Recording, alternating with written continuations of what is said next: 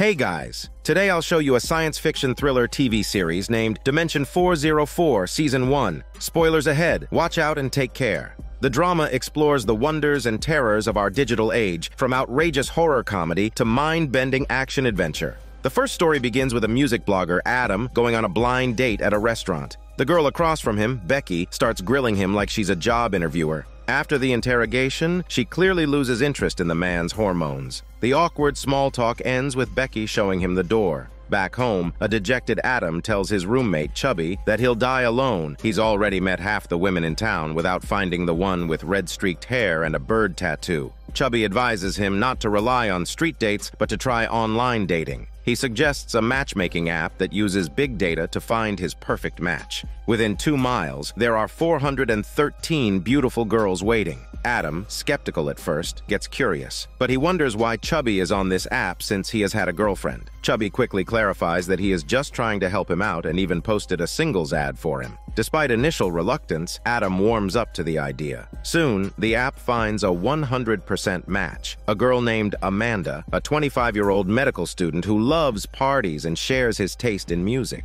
Chubby is thrilled, saying that the girl ticks all his boxes, but Adam is still skeptical, wondering if she has the bird tattoo. Out of nowhere, Amanda asks him out. Reluctantly, he agrees under Chubby's relentless pressure. At the bar, Adam is stunned. Amanda not only has red-streaked hair but orders his favorite beer, loves the same song, and, most importantly, reveals her bird tattoo. She's the girl of his dreams. The date goes incredibly well, with a sense of instant connection. They tongue massage each other passionately, and 2 months fly by. Adam is on cloud 9, convinced Amanda is his soulmate. But Chubby, looking worried, tells him to take it slow to avoid getting hurt. Ignoring the advice, Adam immediately proposes. But instead of joy, Amanda looks irritated and tells him to leave. Adam, trying to lighten the mood, jokes about celebrating their first argument, but Amanda gets angrier and tells him to get lost with his smelly butt. As Adam reaches the door, hoping for a last chance, Amanda taps his profile picture on her phone. A big red X appears. Suddenly, 2 burly men burst in, put a sack over Adam's head, and say they're taking him to the recycling bin. Luckily, Adam's in good shape and manages to fight them off. He rushes home in Tesla speed, panicked, and collapses into Chubby's greasy arms, recounting the night's events. Chubby comforts him using his chubby muscles, but secretly pulls out a chubby stun gun and knocks him out, whispering that target has been secured. When Adam wakes up, he finds himself tied to a chair, facing none other than Becky. She starts grilling him with a relationship questionnaire. Adam, utterly confused, has no idea what's happening. After filling out the form for him, Becky asks if he had read the briefing. She then shows him a video. It turns out Adam's perfect match wasn't luck, it was by design. He is actually a clone created by the matchmaking company HQ, tailored by dating experts for clients. His genes, personality, and memories were all crafted to order. Simply put, Adam was custom-made for Amanda. If their relationship fails, the company would recycle him. He could either work for the company for life, cleaning or maintaining cloning machines, or be recycled as raw material for future clones. Adam is shocked, unable to believe that he was just a clone, not a music blogger. To his greater surprise, there are 4 more guys who look exactly like him. The overly friendly Adam number 4 introduces everyone that this is Adam number 1, created after 3 months with Amanda. Adam number 2 then came next, then Adam number 3. Adam learns that he is number 5. All of them are failed attempts to satisfy Amanda, each with unique traits. Learning that Adam number 5 was dumped for professing love, they all scoff but eagerly ask for updates on Amanda, showing genuine emotions. After all, they were designed to love her. After that, the Adams lead a monotonous life. Wake up, eat, clean windows, draw birds, care for the cloning machines, and watch Becky evaluate new clones day in and day out. Until the day Adam number 6 is 99% complete. Adam number 5 accidentally bumps into Becky, swiping her work badge while doing so. He mispronounces a word while apologizing. He sneaks into the operations room and checks Adam number 6's profile, a lawyer who's smarter, taller, better in bed, less clingy, and doesn't like rock music. Nothing like him. Feeling down, Adam number 5 resumes his daily chores, but one day he oversleeps while the other clones work.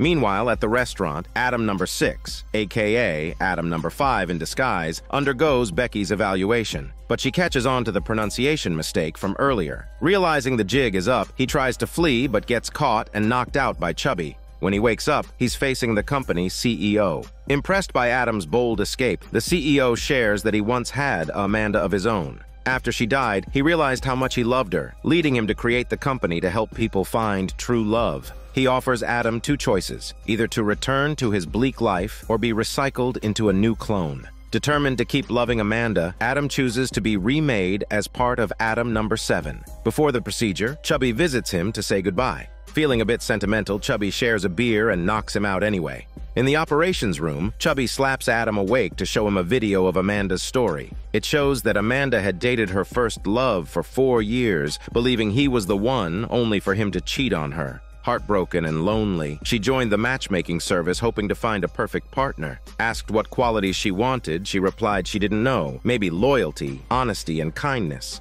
Chubby reassures Adam that even if he's not with her anymore, he's still what she wanted at first. Adam tears up, feeling a sense of realization. Back at the restaurant, the same song plays again and everyone complains they're sick of it. Adam number 5 still finds it beautiful and gives a motivational speech, urging everyone not to let past relationships define them. This catches the attention of the staff and once again he gets knocked out. But the clone's spirits are fired up and a rebellion begins. In the monitoring room, the CEO dispatches a riot squad. The alarm blares as a fight breaks out, shields and batons versus trays and forks. The CEO fans the flames, saying independent thought and free will are forbidden while his mission is to love and obey. But the riot squad gets overrun. The clones storm the monitoring room, dragging the CEO out. Becky hides under a desk, nervously looking for a new job. Asked why she left her last company, she simply replies it's due to management change. The CEO gets thrown into the recycling furnace, just as a company promo shows how recycling looks like a fairy tale transformation. Then he's gone, and the clones are free.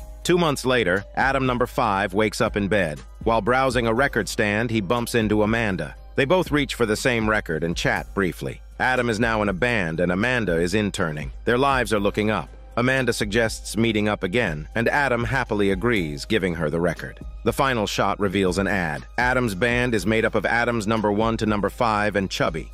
The second story begins with Uncle Dusty, a free-spirited, unconventional guy. He's driving, blasting old tunes, and enjoying a chicken wrap when some mustard squirts onto his shirt. Unfazed, he licks it off, drumming on the steering wheel to the beat. 2 girls passing by film him and mock him openly, but Uncle Dusty doesn't care. His niece, Chloe, arrives. They've planned to watch a horror movie tonight. On the way to the cinema, Chloe wants to listen to some lively kids' show music, but Uncle Dusty insists on playing some old classics. He wants Chloe to be unique, not just follow the crowd like her parents want. Next, Uncle Dusty offers a few very old films for her to choose from, but Chloe picks a cheaply made chick flick. Despite his reluctance, they head to a trendy, magical cinema known for its state-of-the-art viewing experience. Rumor has it someone once went mad after just watching a test scene here and had to be wheeled out. Uncle Dusty dismisses it as a marketing gimmick. As they talk, Chloe is busy on her phone sending emojis. Uncle Dusty disapproves and chimes in, asking her to just use real words. She laughs, saying she had made a custom emoji just for him, a smiley poop. Clearly, Uncle Dusty is old-fashioned. They use Chloe's card to buy 2 tickets and 3D glasses. Once inside, Uncle Dusty disdainfully throws the 3D glasses in the trash, proudly pulling out his own conversion glasses, which turn 3D into 2D. He hates 3D movies, so he always carries these with him.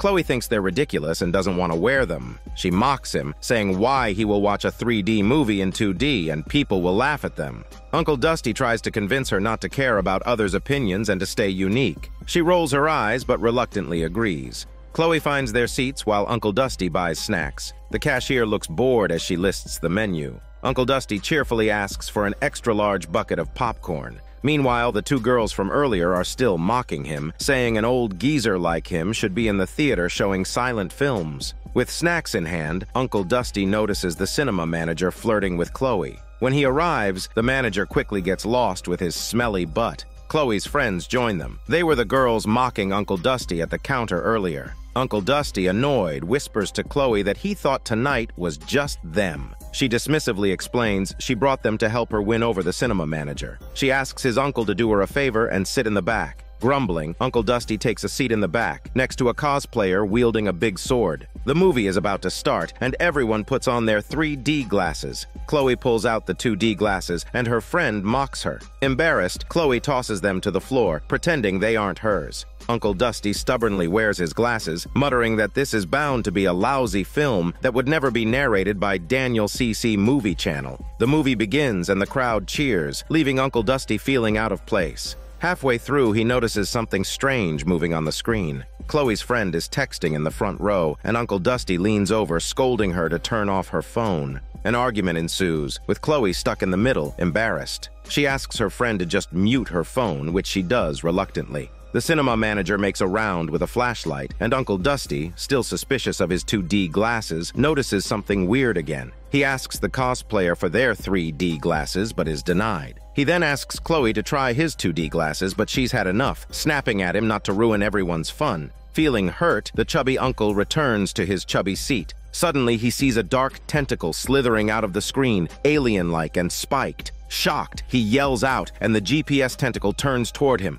Uncle Dusty drops his 2D glasses in fright, and without them, he can't see the tentacle. He scrambles to pick them up, and when he puts them back on, the tentacle has grown a mouth and is about to swallow his chubby head. Panicking, he rips off his glasses, jumps up, spilling popcorn everywhere, shouting that there's a real monster coming out of the screen. Everyone thinks he's crazy, laughing at his cluelessness about 3D effects. Uncle Dusty doesn't care and insists there's a snake-like tentacle trying to eat his smelly part. He just wants to leave this dangerous place, urging Chloe to come with him. The manager and the staff drag him out of the theater. Left with no choice, Chloe follows him to the lobby. The manager explains that it's just the magical cinema's special effects, designed to make him feel like he's really there, and that he can't make a scene over nothing since no one else feels uncomfortable. Chloe suggests his 2D glasses might be the problem. The manager realizes Uncle Dusty isn't using the cinema's glasses and blames them for the issues. But Uncle Dusty won't listen, claiming that this place is wrong and he wants to leave.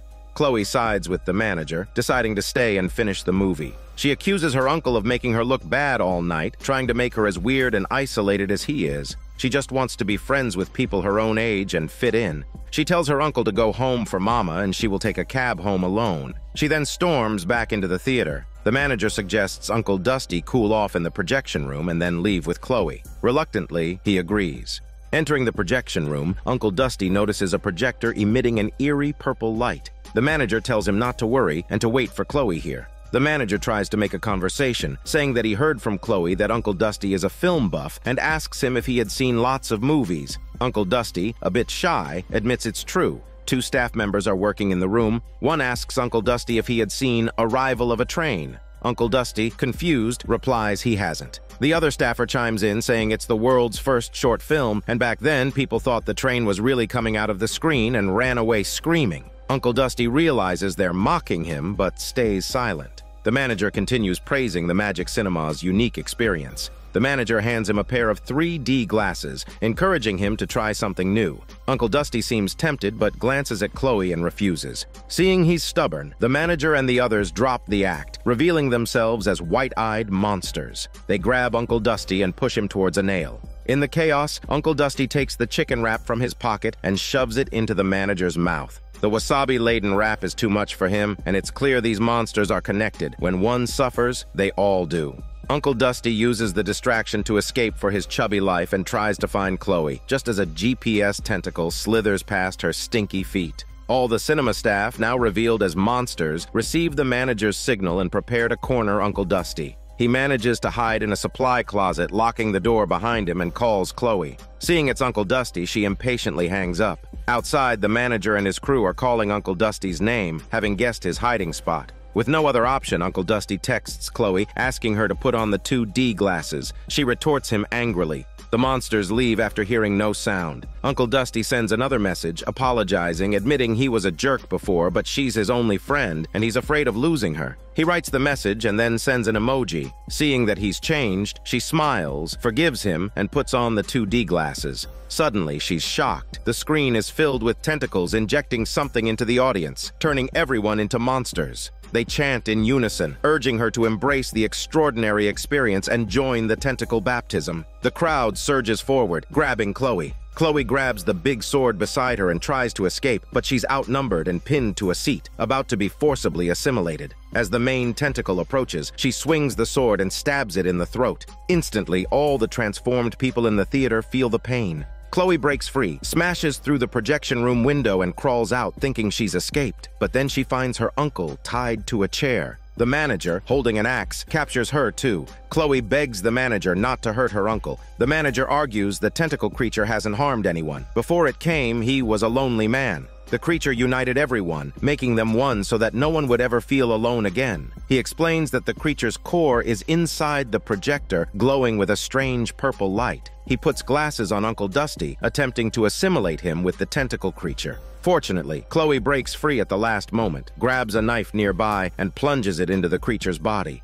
All the monsters in the room collapse in pain. Chloe rescues Uncle Dusty, and they start to leave. The manager rises again, declaring the world is changing and those who can't adapt will die. He extends a tentacle from his mouth, wrapping it around Chloe and dragging her closer, intending to assimilate her directly through his eyes. Through the manager's eyes, Chloe sees an alien invasion from another dimension. Her eyes begin to turn white. Uncle Dusty quickly grabs an axe and kills the manager, then pulls Chloe to escape the cinema. At the entrance, Chloe stops and says it's too late. They have nowhere to go. It seems she has also been assimilated.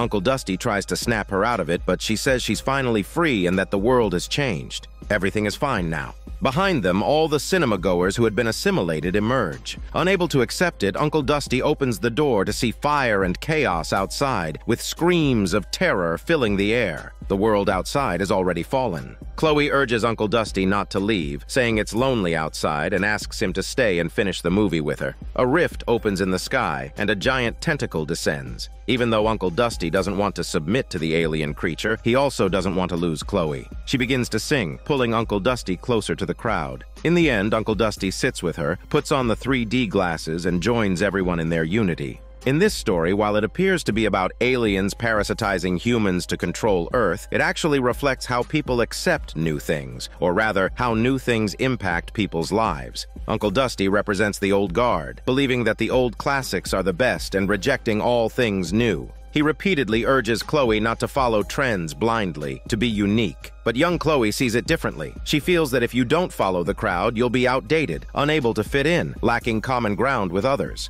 Resisting the trend is equated with loneliness. Ultimately, Uncle Dusty, afraid of losing Chloe, is forced to conform. The third story begins with a little girl, Sue, sitting by the TV, watching her favorite cartoon. The Time Warrior is the hero who defends the Earth's timeline. He locks the evil Overlord in the time prison. The Overlord, frustrated, declares he still has his ultimate weapon and he'll be back. Having defeated the Overlord, Time Warrior shares some inspiring words. Sue, his biggest fan, chants along with the TV that the greatest power in the universe is between your ears. The episode ends, but the entranced Sue begs her mom for one more. She promises just one more episode she'll do her homework. And so, about 11,000 episodes later, Sue has grown up. Inspired by Time Warrior, grown-up Sue is now an eccentric anime nerd and a physics student, still procrastinating on her thesis, just like her childhood homework. A semester passes, and she's still stuck. Her professor, tired of excuses, advises that even the most gifted must act to change the world. If she doesn't submit her thesis by midnight tonight, she won't graduate. As soon as the professor leaves, Sue gets a call from her mom, excitedly planning to bring Grandma to Sue's graduation ceremony. Desperate, Sue returns home to work on her thesis. With only 8 hours until midnight, she's barely written the introduction when she hears a thud behind her. She turns around but sees nothing. Then, the doorbell rings. As she gets up to answer, she steps on a round object, returning it to the shelf. The clock on her desk flickers and goes into standby mode. Opening the door, Sue finds her best friend Alex, who brought his thesis along. Learning she hasn't started, he panics, reminding her she won't graduate if she doesn't finish it.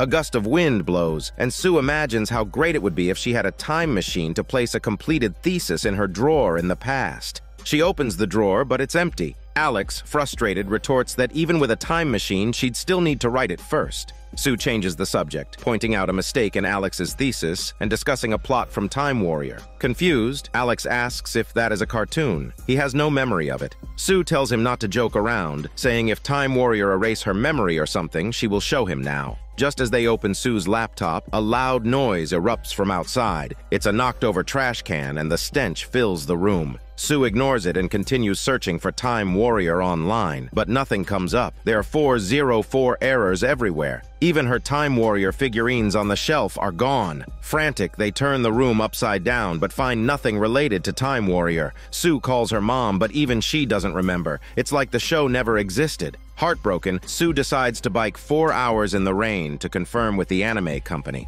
Alex stops her, urging her not to ruin her future over a fictional character. Just then, a flash of light and a stumbling Time Warrior appears, saying history needs their help before collapsing. Back inside, Time Warrior explains he's from the future, and tonight, something will happen here that puts the future in grave danger. He's traveled back to prevent it. Alex thinks the guy in the cosplay is crazy and suggests calling the police, but Sue, a diehard fan, believes it's the real Time Warrior. Time Warrior uses his gadget to impress Alex. Although it's a cartoon, the show inspired a generation to pursue science, including the inventor of the time machine. Proudly, Sue looks at Alex and asks Time Warrior why the show seems to have disappeared and why even her figurines are gone. Time Warrior looks worried, saying if the show has vanished, so will he in the future. They must go back in time to find out why. Sue and Alex join the quest to restore the timeline. Excited, they travel back 4 hours.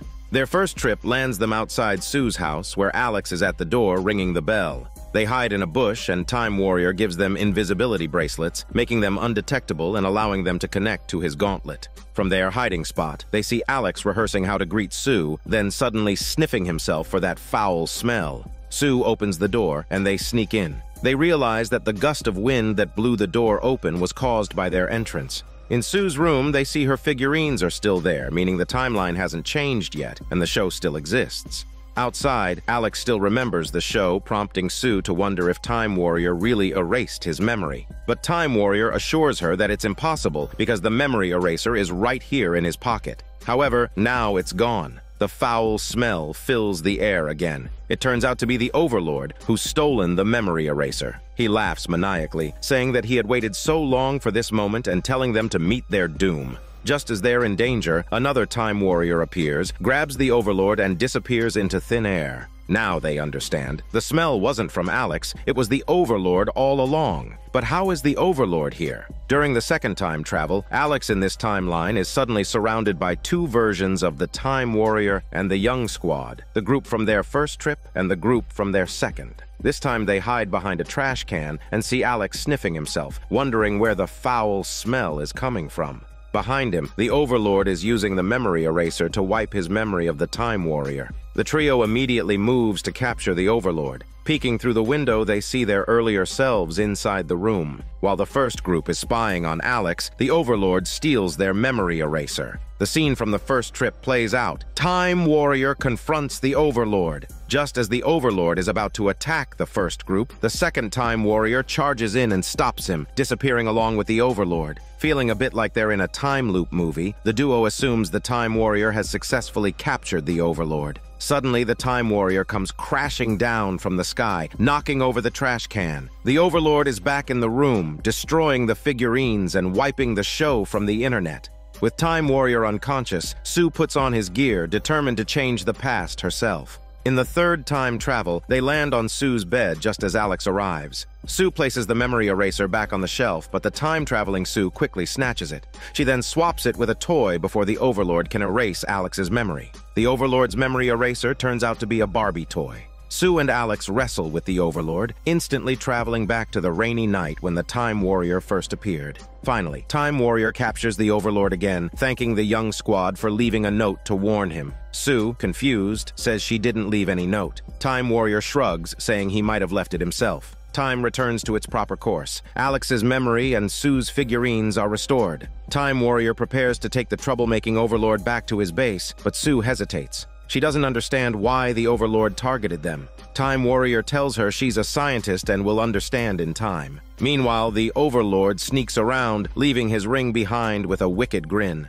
After bidding farewell, Time Warrior and the Overlord disappear into the time stream. Afterward, Sue sits on her bed looking dejected. Alex reminds her to start working on her thesis. Sue is unwilling to let it go, arguing that so many unbelievable things happened tonight. They traveled through time, joined the Young Squad, and helped the Time Warrior. How can they pretend none of this happened? Still caught up in the excitement, she wants to play a little longer.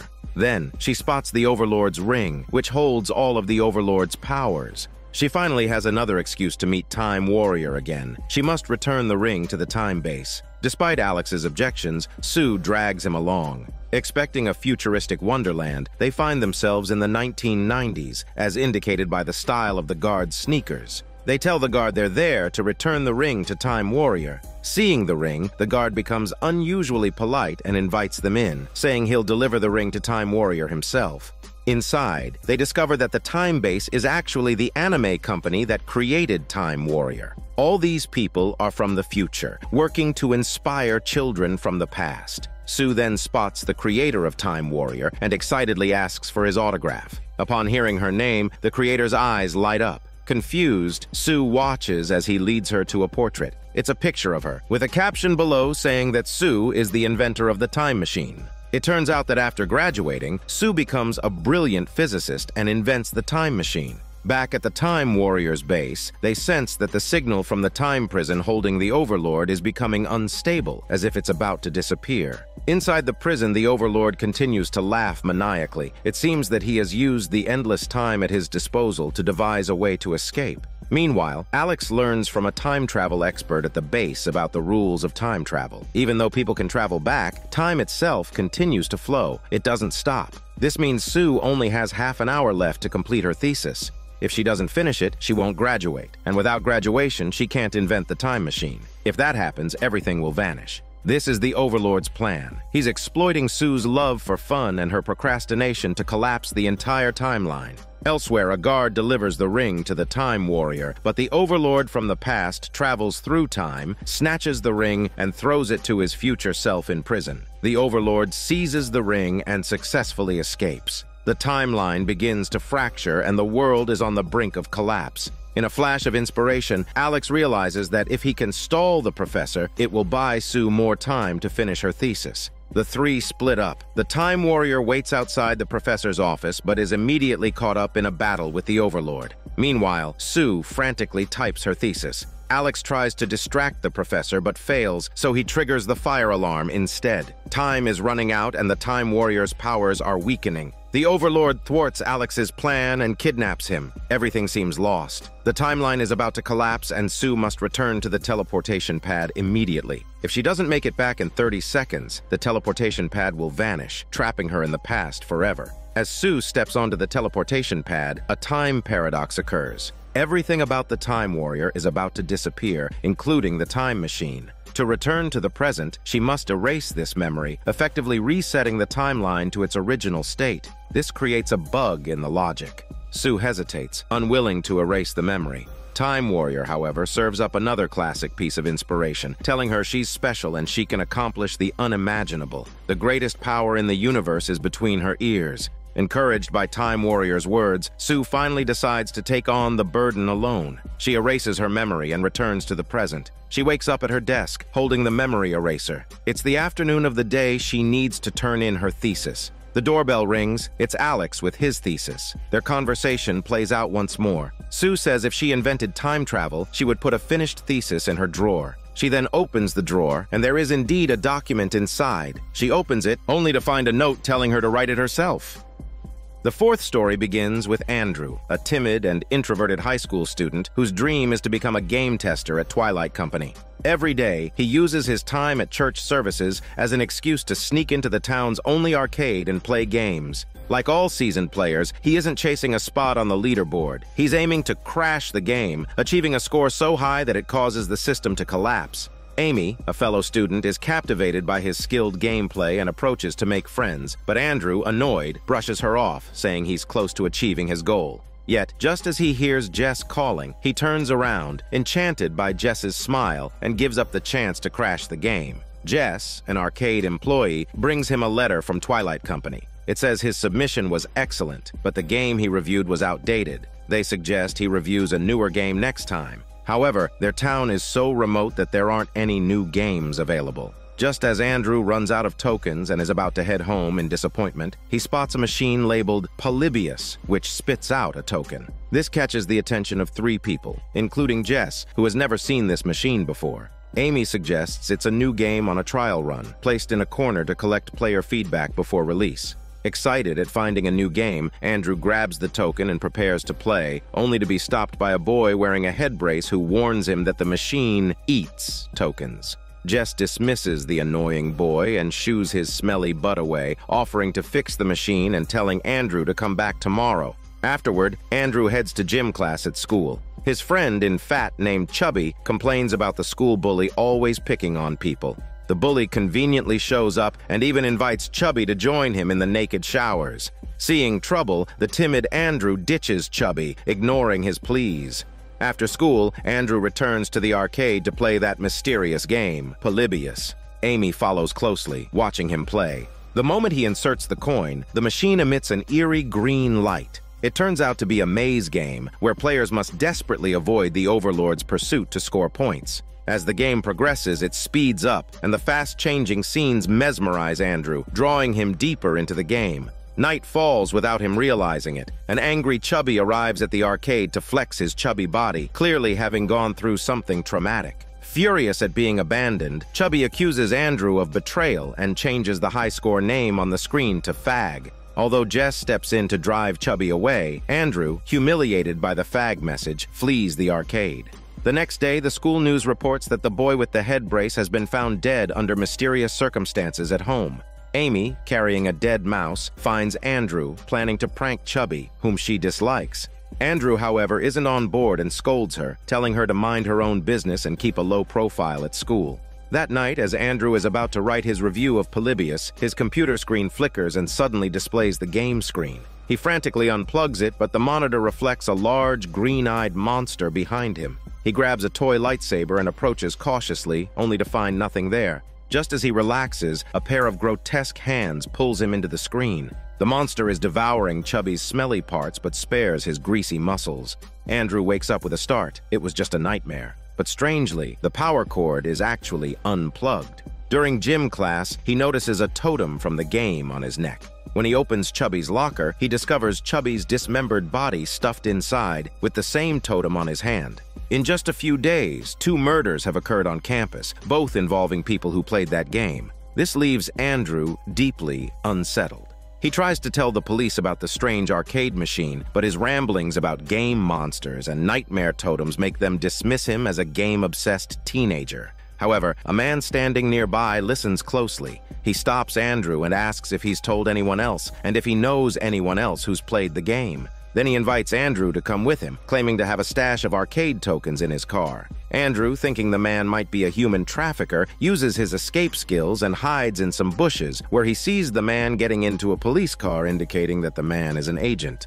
Back home, Andrew tries to collect his thoughts, but his father insists he do his bedtime prayers. Suddenly, Andrew remembers a story about Polybius from the Bible. He rushes to the arcade and finds Amy and Jess. Amy shows a totem on her waist. She explains that she tried to beat Andrew's Fag score and ended up playing the game all day. Afterward, she had a nightmare and woke up with the totem on her body. Andrew explains, in a lost biblical text, there was an angel named Polybius who inspired artists to create beauty in God's name. Yet all credit went to God, which made Polybius jealous. Out of spite, Polybius had his portrait painted. When God found out, he branded him with the mark of death and cast him out of heaven. Since then, Polybius has wandered the burning labyrinth of hell, possessing artists and bringing disaster to those who listen to him, marking them in the night and sending their souls to hell. Understanding dawns on Andrew. This isn't just some random curse. He believes the game machine is Polybius, cursing anyone who plays it. Tonight, it will come for their souls, and the agent man seems to know something.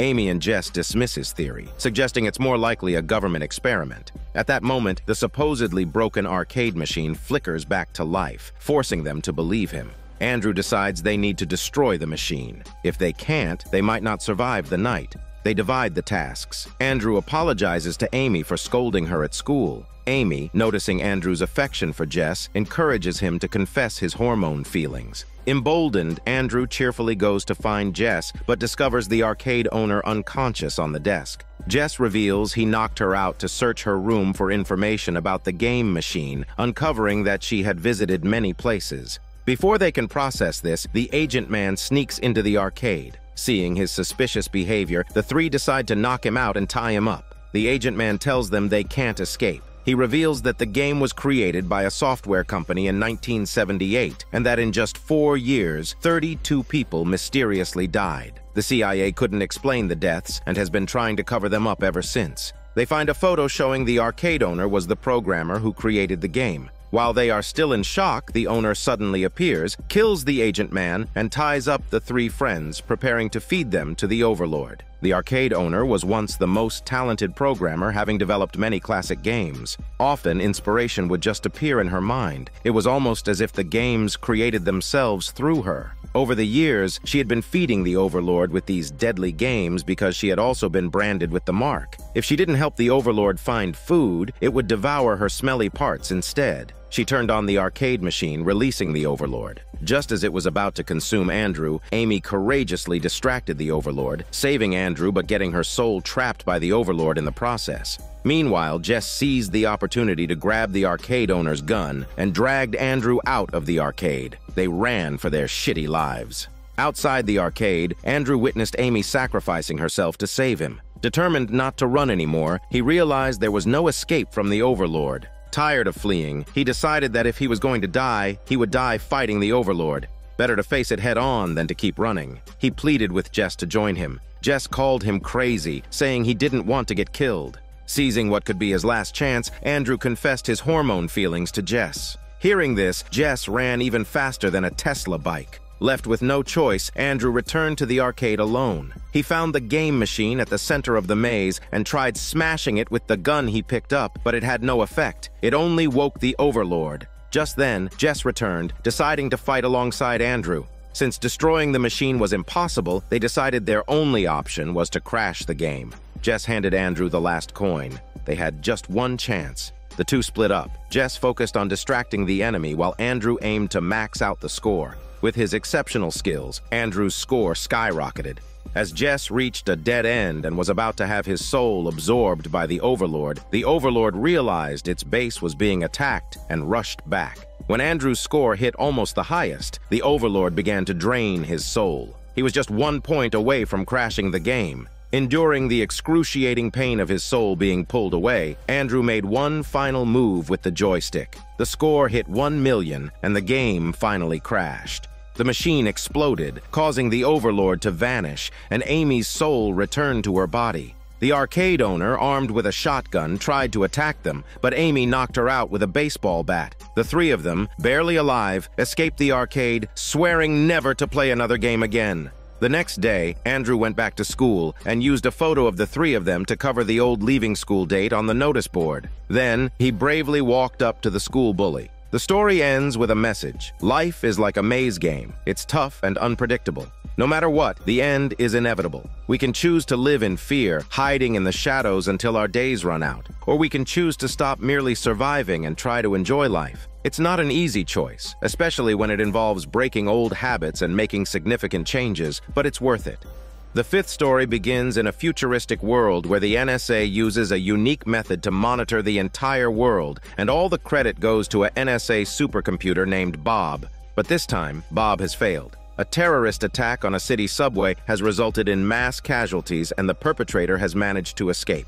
Bob can't sense the criminal's location, and his brain is overwhelmed with frustration. Dr. Jane is a U.S. military psychologist stationed in Afghanistan. Her daily job involves providing psychological counseling to American soldiers. Today, she's finally on her way home for some well-deserved rest, eagerly looking forward to seeing her wife and child. Apparently, Jane's child is adopted. As she prepares to return to the States, she is intercepted by NSA agents. As is customary, they don't tell her where they're taking her or why. Soon, they arrive at a highly classified NSA location, the Black Site Indigo. The NSA director gives Jane a tour of the facility, which handles massive amounts of data daily, analyzing and processing it to enable real-time monitoring of the U.S. and the world. On the building's lower level, there's a vast warehouse filled with thousands of servers. Handling the data here would be impossible with just people or machines, so the NSA enlisted the help of a super analyst. Everything was going well until 10 days ago, when this analyst experienced an emotional disturbance that severely impacted its performance. To protect U.S. national interests and global peace, they called Jane to provide psychological counseling for the analyst. Jane is puzzled, not knowing why she was brought all the way from Afghanistan just to give therapy to a tech nerd. Entering the isolation room, she is even more stunned to find that the analyst is a gigantic brain, NSA's supercomputer Bob. Bob's caretaker explains his situation. In simple terms, the NSA created a massive human-like brain, fitted it with countless circuits and sensors, and used its human-like cognitive abilities for constant surveillance of everyone, everywhere. Bob had already figured everything out. He immediately accessed Jane's records and knew that she had been brought in to provide psychological counseling for him. Bob insisted that he didn't have any psychological problems and didn't need a doctor. However, the director challenged him to track a man. Suddenly, Bob, the supposedly all-knowing superbrain, began to glitch. It turned out that the man was the bomb terrorist behind the subway bombing at the beginning of this episode. Realizing this, Bob had no choice but to admit he needed psychological help. As he spoke, a thick layer of slime oozed from his brain, creating such a disgusting sight and smell that Jane became nauseous and vomited on the spot. Back in the office, the director showed Jane a video the bomber had uploaded to social media. He was a textbook case of an antisocial personality, even packaging his bombs as Christmas presents to kill more people. The NSA had no idea when or where the next attack would occur and needed Bob's analytical abilities. Jane suggested that the NSA find someone else since she couldn't face that meaty superbrain. The NSA director had great faith in Jane. She was the only one out of 2,100 military psychologists who had volunteered to extend her deployment time without taking a single day off. Jane had exceptional professionalism and psychological endurance, making her the only one who could handle Bob. After some persuasion from the director and the others, Jane reluctantly agreed to try to counsel Bob. Later, Jane called her wife and daughter, apologizing that she likely wouldn't be home for Christmas. Her daughter was disappointed, saying grown-ups always lie. Her wife also sounded disheartened. As soon as Jane hung up, Bob started reaching out to her, first via phone, then through the television, and finally even using a drone outside her window. This constant intrusion made Jane uncomfortable. She scolded Bob for invading people's privacy so easily. Feeling reprimanded, Bob retaliated by playing tricks on Jane. He activated the fire sprinklers in her room and locked her in, forcing her to spend the entire night soaked. The next day, the director and others waited for Jane in the isolation room. On her first day, she was already late. After waiting for 50 minutes, Jane finally arrived, her hair still wet. She didn't mention Bob's prank from the previous night and got straight to the session. Curiously, although Bob was all-knowing, he seemed particularly confused when it came to tracking the bomber. The last time he monitored the bomber was on a subway in New York. The bomber bought some food and clothes, and then Bob lost track of him. A system error message indicated that the location was undetectable. Understanding the situation, Jane realized Bob's emotions were highly unstable, showing signs of both anger and sadness. Bob admitted feeling a bit sad, but quickly changed the subject. While they were talking, Bob suddenly informed the director that he had detected a terrorist and had guided a bomb to kill him. Afterward, it was reported that 3 civilians had died. This was a typical day at work for Bob, always on high alert. Jane diagnosed him with anxiety caused by work pressure, leading to selective blindness. In other words, Bob did have a psychological problem. Jane then pressed him on the issue of killing innocent civilians. Bob defended himself, claiming he hadn't killed anyone. He had only provided information to the NSA. However, it was Bob's intel that had led to their deaths. Bob became agitated, arguing that death was a normal part of life and that people died every moment. Jane pressed further, asking if this bothered him. At this point, Bob suddenly lost control and yelled at Jane, then shifted the topic to Jane's wife and daughter. He hacked into their home security cameras and displayed a live feed of them decorating their Christmas tree on Jane's computer screen. It became clear that Bob wasn't just a superbrain designed to assist the NSA with complex calculations. He had developed human emotions. He could feel love, joy, anger, and sorrow, just like any person. With Jane's gentle guidance, Bob began to recall what he had seen on the subway that day. Through the footage, everyone could see the bomber eating, but Bob had seen much more. He had seen the stories of the people around the bomber. Each passenger had their own sad tale. For example, a woman told her little sister that Santa Claus wasn't real, calling it a grown-up lie. While it might have been a beautiful lie, the child learned the truth. And this was just one subway car, in one city. Every second, countless tragedies unfolded worldwide, and Bob saw all of it. These overwhelming feelings of sadness were clouding his abilities. As Bob spoke, he seemed to unlock something within himself and finally traced the bomber's location. He was on another subway, but just as he announced this, Bob began to overload and short-circuit. By the time the director and maintenance team arrived, Bob warned them that it was too late. The bomber had placed on a subway car a Christmas gift box, actually a time bomb. Suddenly, an explosion rocked the Chicago subway, killing countless civilians. Bob could sense the identity of each person who died and feel the grief of their families. The massive surge of negative emotion caused Bob to lose his supercomputing abilities. As he tried to reboot, it was already too late. After this incident, the government decided to suspend Bob, effectively shutting him down for good. Even though Bob had human emotions, he was still fundamentally a super bionic computer, and shutting him down would be akin to sentencing him to death. With this decision, Jane no longer had a reason to stay. As she was packing up to leave, Bob's caretaker approached her, saying that Bob wanted to see her. After the conversations they'd had over the past few days, Bob now considered Jane a friend. In many ways, Bob had more human feelings than most people. During their final conversation, Bob confessed he genuinely wanted to help everyone, but he just couldn't. His biggest wish was for Santa Claus to be real. Jane was moved by his sincerity and went to see the caretaker, asking him to reconnect Bob. The caretaker was stunned. It would mean directly disobeying the authorities' orders. But after Jane's impassioned plea, he decided to help Bob fulfill his last wish. They returned to the control room and powered Bob back on. Since the NSA had officially fired Bob, he was no longer bound by their rules. This meant he could do anything he wanted on the internet. Bob first commandeered a fleet of delivery drones from a logistics company to send Christmas presents to people.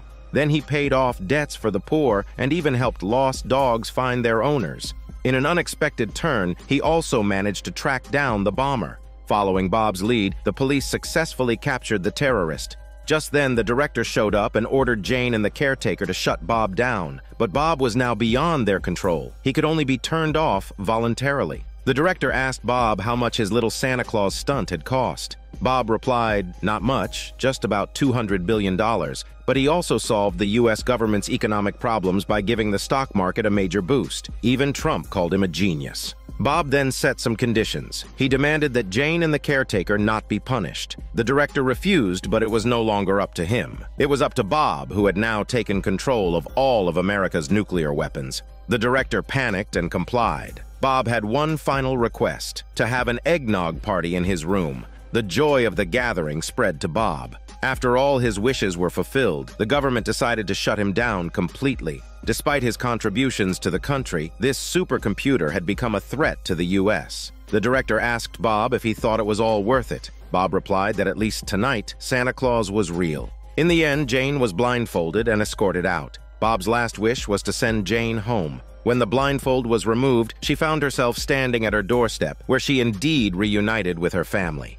The sixth story begins with Val, a teenage girl addicted to the internet, particularly skilled in FPS games. However, her father doesn't see gaming as a legitimate career. He arranges for her to work at a company, and although Val agrees, the moment she leaves the house, she grabs her gaming gear and hops into her boyfriend's car. The two had already planned to attend a gaming tournament that day. The competition has a $10,000 prize. If Val wins, she can move out and become a full-time professional gamer. Her boyfriend reminds her of today's news, saying the gaming legend Roy is also competing. Roy is a big deal. He ranks at the top of the leaderboard every season and frequently graces the covers of gaming magazines. In any competition he enters, he always comes out on top. It seems Val's dreams are in jeopardy, but she remains confident, declaring that she's going to beat Roy. In the first round of the tournament, Val dominates, quickly climbing to second place, right behind Roy. Just as their scores are neck and neck, Roy takes a sip of Pulse energy drink and pulls off an incredibly stylish backstab, eliminating Val. She is stunned by how formidable he is.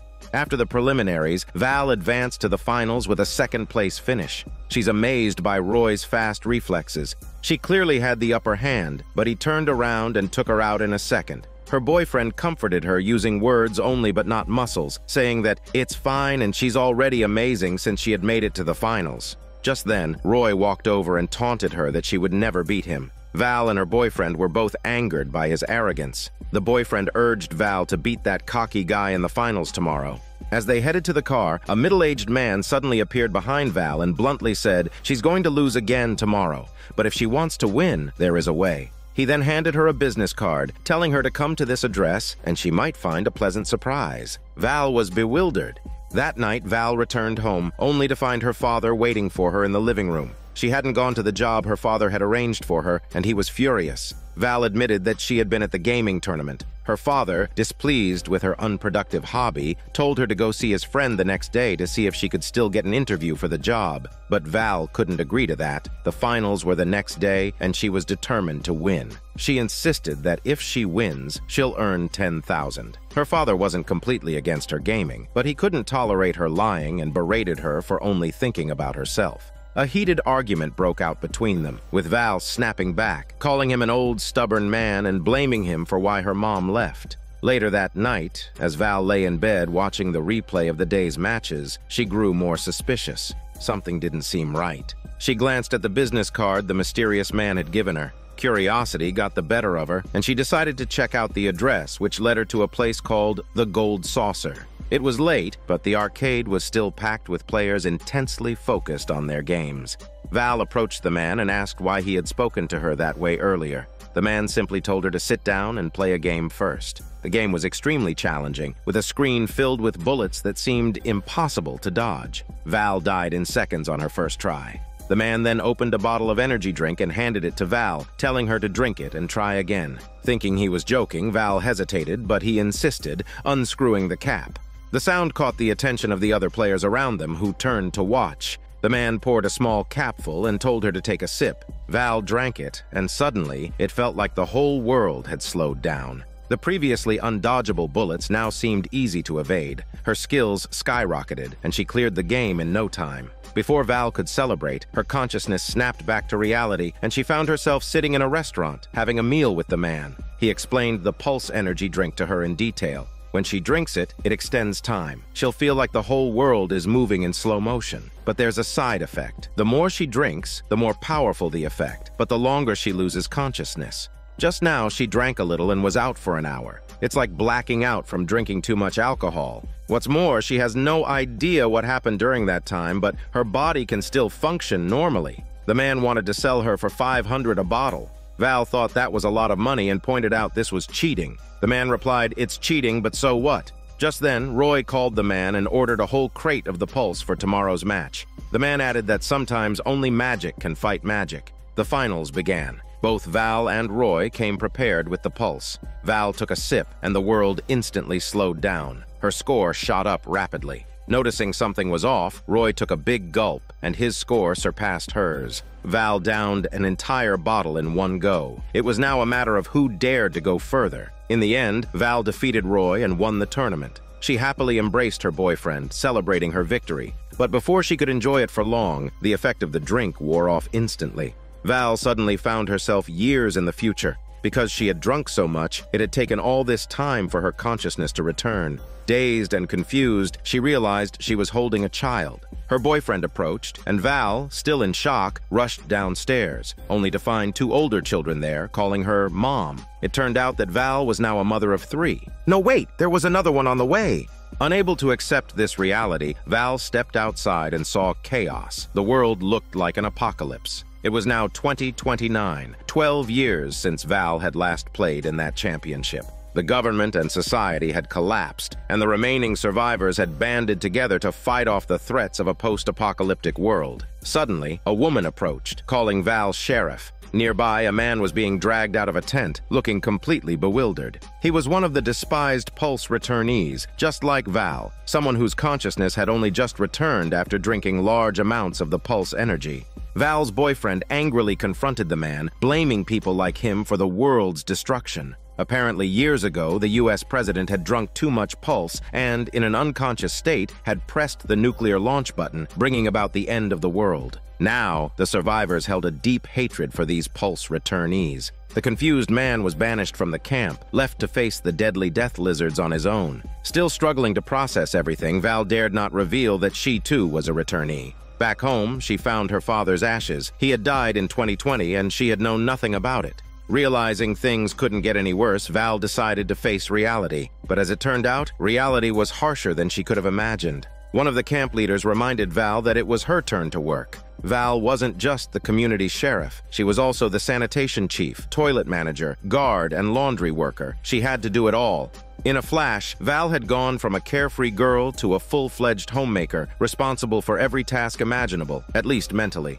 Days went by, and Val gradually adapted to her new life. One night, as she walked through the camp with her 2 children, her daughter gave her a portrait she had drawn. Back home, Val noticed the TV was on and connected to a game console. It was family game night, a monthly tradition. Her boyfriend had spent all afternoon peddling a generator to charge the battery. Seeing the game she had missed for so long, Val's eyes lit up. She offered to play with the kids for a bit. Her boyfriend reminded her to play for a short time, as she still had to do guard duty later that night. Val and the kids started playing, but she got so engrossed that she forgot all about her guard duty. After some time, her boyfriend rushed in, saying there was trouble outside. They ran to the camp entrance and found the camp leader dead. Earlier, he had been chased by the death lizards and had fled to the gate for help. With Val absent, he was killed right at the entrance. Val felt a deep sense of guilt, but she still had to finish her shift. Later, Val became confused and frustrated with her current life, wondering why they were constantly so busy. Her boyfriend comforted her, saying, "That's just how it is in the apocalypse." She had done a great job as a wife and mother for the past 12 years unconsciously. Sure enough, Val felt she had no idea what she had done all those years. The next day, Val left a letter for her boyfriend and walked out of the camp armed with gear. In the letter, she explained her true situation, that she was also a Pulse returnee, and her consciousness had returned only after that gaming tournament. In the wasteland, Val soon found the man who had been banished earlier. He had already been killed.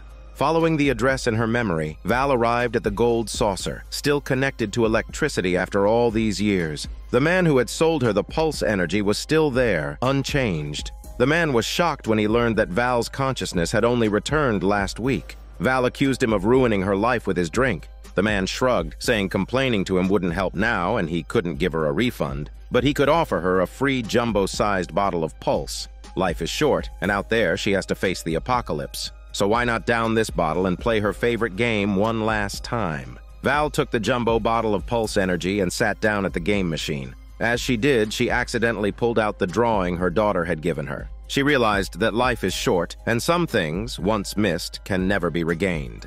Coming to her senses, Val returned to the camp. Her boyfriend was on guard duty. Val apologized, saying she didn't want to miss out on anything anymore. She claimed that a week ago she was only 19 kissing him at the tournament. But now she'd suddenly become a mom of 3. She showed him their daughter's drawing. Her boyfriend was moved, but suddenly gunshots rang out in the distance. He told her the death lizards were coming. As it turned out, the so-called death lizards weren't mutated creatures, but humans. There were too many attackers this time, and the camp residents had to evacuate. Realizing what she needed to do, Val decided to help. She told her boyfriend to lead everyone to safety in the valley while she stayed behind to confront the death lizards. She gave her last words: if they see a flare, it means she has defeated the enemies. If not, go as far away as they can.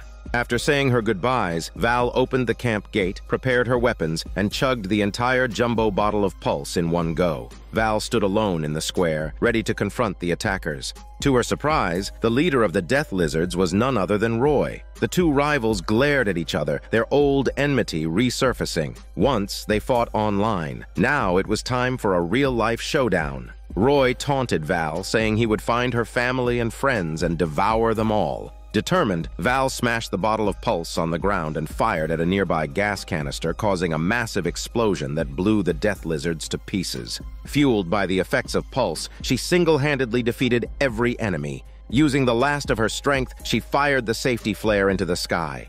This is Daniel CC Movie Channel. Stay safe and enjoy your day.